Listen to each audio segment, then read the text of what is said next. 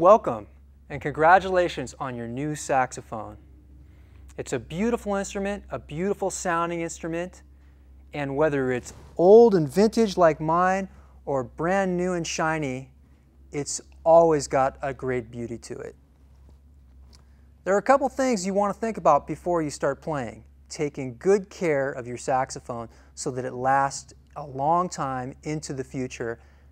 It's a delicate instrument. If it drops on the ground, it could be broken and you won't be able to play it anymore.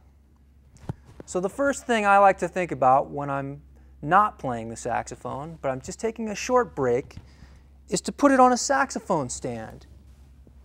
A stand that looks just like this. You can get this at a music store.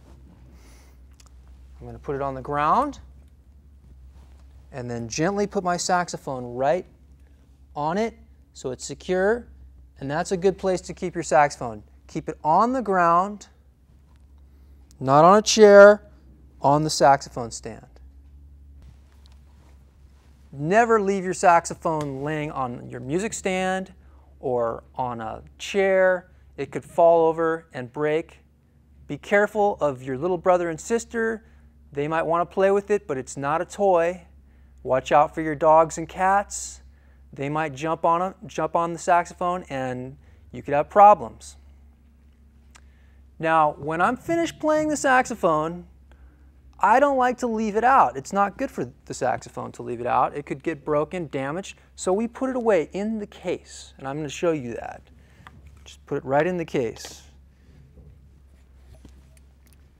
Take it apart. Put the neck inside the pouch,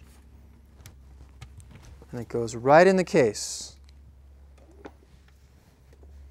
Close up the case. Make sure it's latched. You don't want to walk away before it's latched. Saxophone could be falling on the ground in that case. And you're all set. Keep it in a nice place inside. Don't leave it ever outside.